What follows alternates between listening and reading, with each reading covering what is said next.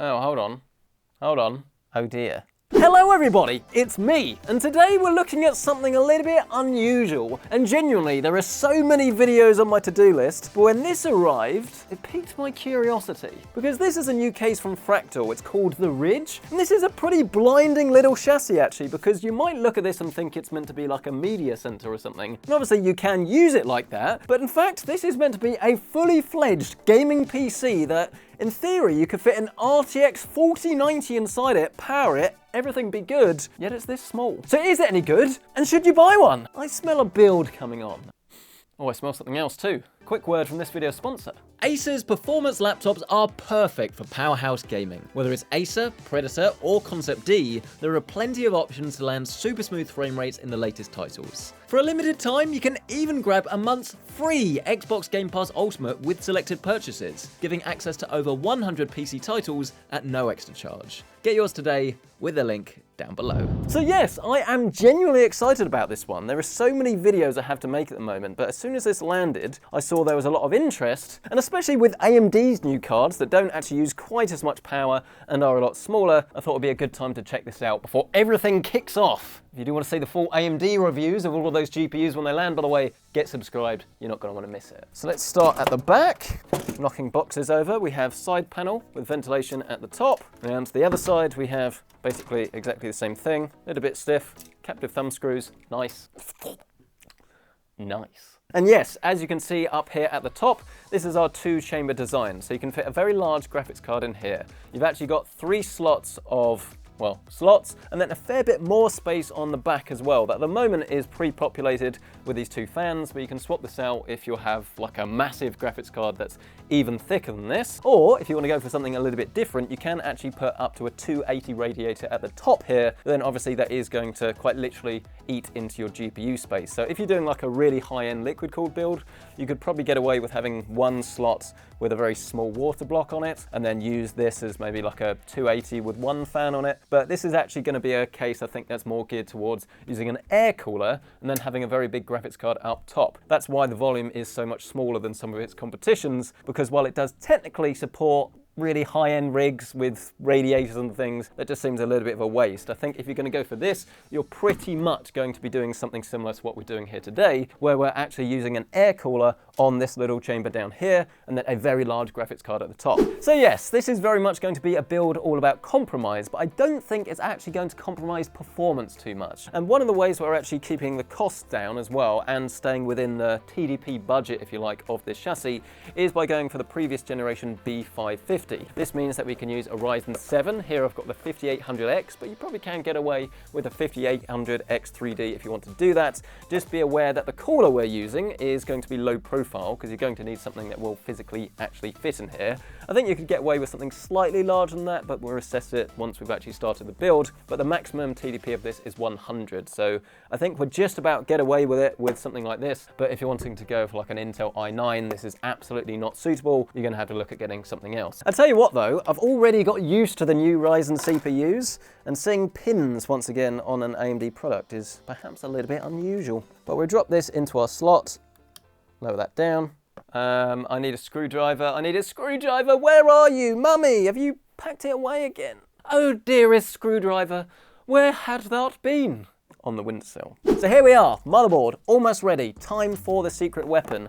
And there are a couple of ones that I've used before. There is also a very good one from Noblechairs. It looks nice too, it's black. I've used that on previous ITX builds and I haven't really had a problem with thermals, but of course it is going to depend on the CPU. But be quiet, I've just sent this one out, and look how diddy it is. It does look very similar to the Noblechairs actually. So you can see clearly thermal performance of this is not going to be anywhere near as good as something huge, but compared to like a stock cooler, you would be amazed at how much performance you can get out of this. Obviously, we won't know how good the thermals are until we've finished this, so I guess this is part of this video, but I honestly think this is going to be fine. Worst case, we can always turn the TDP down slightly of the CPU, but I don't believe at this stage we're going to have to do that. Place your bets now on how easy this is going to be to install. Unfortunately, Be Quiet have failed to make this as simple as it could be, because there's a bag that says Intel and you have to use stuff from that bag with AMD. Why do they do this? Either have one bag or 3. What's the point of mixing it up if it doesn't matter anyway? Blooming annoying. I mean, to be clear, it's not been difficult so far. We just need to take off the AM4 mounting hardware and then drop the whole unit on, but they could have made it slightly clearer. Oh, then we go very unusual. We have to screw screws through the back plate. Never seen this before. And they sort of come through like that. Definitely a good thing we were doing this before we put this motherboard in the chassis, or we would have had to take it all out, which would have been major sad times. Then we grab it again, push it through the hole, lay the whole thing down flat, grab the cooler, and then in theory, just lay this on top. Oh, be quiet, man. You could have made this easier, I swear. Well, that one's in, and then it sort of screws in from the reverse side. Unconventional. But I suppose if you've never built a gaming PC before anyway, you wouldn't know the difference. Okay, I mean, I guess for what it was, it's fine. No problems, it's just a bit different. But anyway, there you go, look. Our low-profile CPU cooler has been installed. Long may it rain. Right, wicked. Let's actually press on and get this inside our chassis. How easy or difficult is this gonna be? Maybe we should follow the guide. It says to remove the top panel, which is tallest. 4 screws for the top piece. And it is also worth noting that you can get some 80mm fans and put them at the top here. So if you weren't going to use these ones because you were fully populating this with something else, if you do want extra airflow, then you can use this. And I guess that's quite a cool idea. They will be louder, obviously, than 120s, but if you set them to a low enough speed, it's probably quite a good idea. One more to go. Let's remove the bottom piece in exactly the same fashion. There are so many steps, though. Remove this, remove that, remove literally everything. I'll tell you what, I am glad I read the instructions, otherwise I never would have worked this out. Power supply bracket comes out too. And then I believe last, but certainly not least, we have the graphics card bracket. Another 4 screws. Oh no, whoa, it's 3. It's 3, it's okay, it's 25% less effort. Cool, it's out, and we've got this little riser adapter thing on it by default. And so now, and only now, I can show you the real core of the Ridge. Decent frame, nice amount of structure. That's not got any bend to it whatsoever. Feels very premium, but obviously the more stuff you add, I guess the better and heavier it's gonna get. So once again, let's lay this down flat, pick up our motherboard, and gently lower this into place. Right, we are in, and you can see there is actually a fair bit more room for a larger cooler. I would recommend going for a slightly bigger one that maybe takes up more of this space if you can. In terms of exact models, I'm not entirely sure. I'll let editor Carl suggest some in the description down below. Or is that a bad idea? No, Carl, you can do it, maybe. But anyway, so far, so good. Let's press on to the next step. Our next step is to install our power supply. You're going to need to go for SFX to properly fit in here. And you can get some high-powered ones. If you are seriously going to somehow do a 4090 build, you'll need an 850, but Cooler Master do one. I think a few companies do these days, but because we're doing a 4080, this is a 750 watt, should be all you need. I mean, that's a lie, because you're also going to need this bracket that we took out earlier. It's a simple mating process. Grab your power supply, whack the bracket over the top, 4 screws, and drill it home. Then we can stand our case upright, grab the bracket, and then it should just be a case of dropping this in the way you found it, which I feel like is easier said than done. I worked it out. In my defense, the manual shows it next to it, okay? Can you spot what I was doing wrong? It doesn't go in like that, it goes in this way. Admittedly, it is quite easy when you know how to do it, so just screw it back into place as you found it. If you do have any 2.5-inch SSDs, by the way, you can park them up here at the back. Then you can grab the power supply extension and plug this in. It does look slightly fiddly, actually. Right here at the top. Now I'm gonna start plugging in all of the I/O. Do I have any USB-C? I don't think I do on this board, actually. That's a bit of a shame. But I do have HD audio, power switch, USB 3, case fans. Note to Fractal, by the way, you've given way too much stiffness in this USB cable because you can't really cable manage it without the whole thing wanting to come out. You probably want a little bit less cable or maybe it to be slightly more flexible so again, you don't feel like it's gonna bend the whole thing out and break the pins. But I believe now we can put our GPU bracket back in, line it up with the slot as if it was a graphics card. Yeah, give it a little push. There we go. I hope you have a good screwdriver because now you need to take the top bracket out, which means 8 screws have to be removed. These ones are now silver. Oh no, the ones around the back are still black. Oh, they're different lengths. All right, fair. That's quite a nice touch. I don't understand. You've got to remove the fan screws as well. I'm liking the case as a whole so far, but it does not need to be this complicated. There has got to be a more toolist way to be able to do these things. Surely, maybe that's what makes it so compact, but no, I refuse to believe that. Here we have our top chamber, looking lush, lovely. I want to do the RTX 4090 demo. Oh, you know what? You know what? I think you might need to remove the fans. Let's take out the PCIe brackets though. Let's go! In you go. Will it go with the fans? If you had low profile fans, it definitely would. I think that's not going to work. So if you have a 3-slot GPU, no fans at the top.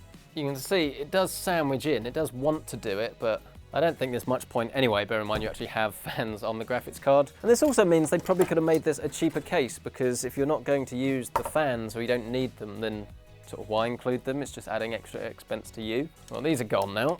So there's a low profile bracket in there by default. I need to use this, which is a little riser. Here we go, one more time. Are we cooking on gas? I think we are. I think we are. There we go, yes. We made it. That is an RTX 4090 and that is inside. You could just about get that in there if you really wanted to, but I don't see any point in doing that, bearing in mind we've actually got fans on this by default. But this thing runs so cool and quiet anyway, I don't think it's necessary. But of course, we're not actually using this today. We're using the 4080. Which looks basically identical, is maybe slightly more silver, but for all intents and purposes, it is the same, but with less performance and memory and all of those other things. I get it. It's the same cooler, okay? Right, that's in.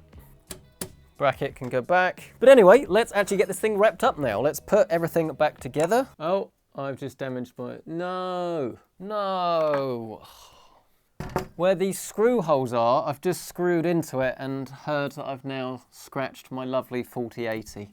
Is this one okay? That one's okay. But it's at this stage that you can really start to see the appeal of this chassis and why it is going to work for a lot of PC gamers. It's because you have two completely separate chambers, and unusually you have airflow on both the left and the right side with nothing blocking the in-between. So if you do have one of these pass-through cards, and let's face it, a lot of them on the market do use this to some extent, then if you want to go for ITX, this seems to be a very good option as long as you're aware, again, of that main limitation, which is cooling down the bottom is going to be fairly limited. But you can go for something bigger than this, but the question still remains whether you actually need to. I think it's just power supply cables to go now.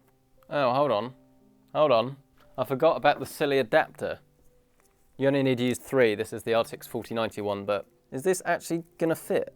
Oh dear. It would have been fine, but where we've had to boost this up and use that extension, it's taken all of the room out of the GPU. And as we know, this is not a connector that you want to bend over. So actually, I'm not sure you can use a 4080 or a 4090 in this. If you have a right angle adapter, yes, as long as it's going that way. Otherwise, it's just so tight, you know? It is just so tight. I'm going to continue with this, but very, very, very strong disclaimer. I do not recommend anybody does this unless you have a right angle connector, so you're not putting any flex on this whatsoever. This is, from this point on, purely a demonstration to show you thermals. I would not use it like this. We've seen what can happen in terms of connectors melting up. Seriously, don't copy this. For science, I'm going to proceed. But here comes the potentially messy bit. Plugging in all of these cables. To get the CPU in, we need to take this power supply extension away for a second so we can actually access the hole. Feed it all around the back. There's 3 to plug in. And then, I believe our rig is actually pretty much done. Did take a lot longer than I thought because it is actually a very simple build, but it's just the process of taking everything apart. Obviously I'm filming this and showing you bits off and sort of learning as I go, but I expect this to probably take you a couple of hours, I'd say. Ideally slightly less, but obviously there's no rush. Main thing is just make sure your graphics card fits in there with the cooling solution that you want, and the CPU cooler is definitely going to fit in this little chamber. If you have lower profile RAM than this, you can get something that is actually a bit bigger, and that is going to give you better performance, but as we're about to find out, it might not matter, especially if you're going for a lower powered CPU. Let's fit our side panels back on. That is on. It's only the top piece that obviously we're missing. Just to give you an artist's impression, it will obviously look along the lines of this. I don't want to destroy my cable or my card, so I'm not going to put the top piece on. The shots you see in a bit will be with the power supply removed for safety. Like genuinely, there is no point risking it and having it sort of clamped down and risking your adapter. Just buy a right angle one. It is going to cost you a bit of money, but assuming you can get a decent one that's facing the right way, it should fix this problem and you'll be able to use a 4080 or 4090 in this, which is pretty cool. It is also worth pointing out that this does actually fit on a stand and you can use this either in horizontal or vertical orientation. Classic, you need to take some screws out and screw it in. Have Fractal seriously not heard of toolless? Is that just not a thing for them? I think we just press on without, but you can use the stand and you probably should. But here comes the exciting bit. Shall we get this thing turned on and look at some thermals? I need some thermals. It is freezing outside. Okay, right. Power button is down here next to our two USB 3 headphone microphone and USB-C. We give it a push. I was waiting for a load of RGB, but obviously we didn't get any. Oh, there's a little bit of RGB around the side. I should have said during the video that if you do actually want RGB less memory, it makes no difference because you're not going to see it anyway. I have to say, it is tiny. Look, my head for scale. I think we've got signal though, which is pretty awesome. Oh, well, I've enabled XMP and it's looking a bit sad. Maybe a BIOS update would help. Maybe the Viper memory is not the one for this B550 motherboard. Oh, let's reset the CMOS then. I'm frustrated now, I'm frustrated. This was not meant to be a video about all of these different bits and pieces, but it seems that this is almost what this case is going to be. And if you're okay with that, that is fine. But everything inside has to work properly. You've got to do a lot of research to make sure all of these things work out of the box. Otherwise, I guess same with any PC, you're going to run into issues like this. You're going to get frustrated. And this board doesn't have any lights on it, so I can't see what the problem is. I mean, I know what the problem is, but I would assume that the memory has been reset. No, we're running at 3600 megahertz. I hate computers. They suck. Let's start off with the thing that scares me the most, the thermals on the CPU. So we have core temp running here. We have Cinebench, and I'm not really interested in the result. We're just interested in the thermals. And I will start by saying that I have actually tuned this for silence. So I would expect it to get fairly warm, but bear in mind this is the worst case scenario. We're currently getting 90 degrees, which I think is a big success because it doesn't matter. If you think the current gen Ryzens run between 90 and 95 deliberately, I know they're different chips, but that tells you what you need to know really. And this is a worst case scenario. I'm currently drawing about 105 watts, so pretty much bang on the TDP, max of 91. I think we're golden. I think we're golden, boys! And lovely ladies. Hey Thea. Oh, it's crashed again. Oh, for goodness sake. It wasn't even doing anything. It wasn't even doing anything. Hang on a second. If at first you don't succeed, try and try again. And I reset the XMP profile, re-enabled it for this Corsair set, and actually everything seems to magically be working. And look at us. We're getting 300 FPS at 1440p. We're getting around about 89 degrees on the CPU thermals, which is a little bit higher than I'd like. I know I have tuned this, so I think it's fine, but I would definitely recommend getting a larger cooler. I mean, you've got the space for it, just please be careful with the RAM because you don't want to run into sort of low profile issues, or I suppose high profile issues. CPU thermals definitely could be better, but in terms of our GPU, we're basically running the same as it would be in a normal case, if not in some ways slightly better. There is plenty of ventilation down here, and we're hitting around about 58, 59 degrees. So pretty much the same as what I saw when we had this in a full-size chassis. The holes probably could be a little bit bigger. This isn't like full mesh, but because you have that full pass-through effect, and again, the CPU isn't affecting this in any way at all, really, other than heating up the room, I think you're in good shape. If you're interested in noise levels, by the way, definitely louder this side. I would say it's louder than a normal PC, but then again, it depends on the PC, I suppose, because this is barely audible. I mean, this is fantastic, and as soon as you have headphones on or any sort of speakers, you're basically not going to be able to hear this sort of hum. But obviously, in terms of tuning, I've tuned this as much as possible, really. I think if you're after the quietest PC possible, you're going to want something bigger where you can have more cooling. I'm also not convinced about the power supply. I would definitely recommend an 850 if you're getting a 4080. As from what I've seen, I just don't trust it. But yes, over to Marcus, or depressed Marcus, to wrap up the end of the video. Right, you know what? That's it. I'm sorry, but you've had your fill. What you need to know is that there is plenty of ventilation on the top and the other side as well. So if you are worried about having a graphics card that's got good airflow and you want a chassis that's small that's going to accommodate that, then actually this one should do a very good job.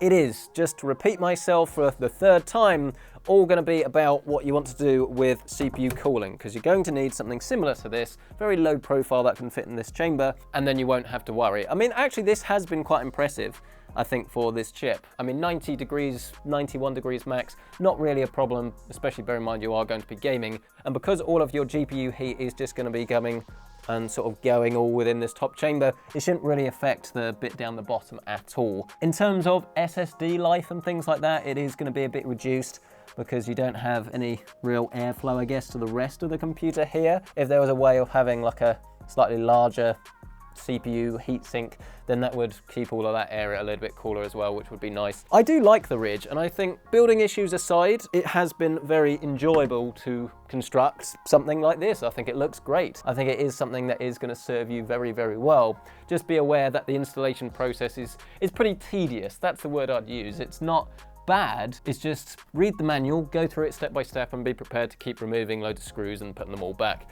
But provided you're okay with that, I think the Ridge actually does come highly recommended. Just be aware of the limitations, don't use the same Windows install about 20 times on the same SSD, and then you'll fall in love with this thing. Or, you know, just go for a larger size system and have less issues. I would absolutely love to hear your thoughts on the Ridge and on my absolute failure down in the comment section below. Absolutely smash the like button if you've enjoyed watching me struggle. Hopefully you haven't, you're not that sadistic, but hey, each their own. And of course, get subscribed for more videos just like this, including the upcoming AMD GPU reviews. If you do want to check out current pricing on anything in this rig, including the Ridge case or the RTX 4080, then you can find that link down below with my Amazon affiliate links. And while you're down there, why not check out Acer's awesome gaming laptops? The Predator Helios 300 Spatial Labs Edition not only lets you breeze through the latest AAA titles, but with its glasses-free stereoscopic 3D technology, it brings a whole new dimension to the game. Selected Acer laptops even come with a free 1-month pass to Xbox Game Pass Ultimate, so learn more and grab yours today with the link down below. But thank you so much for watching this video. I'll catch you in the next one. You're getting deleted now.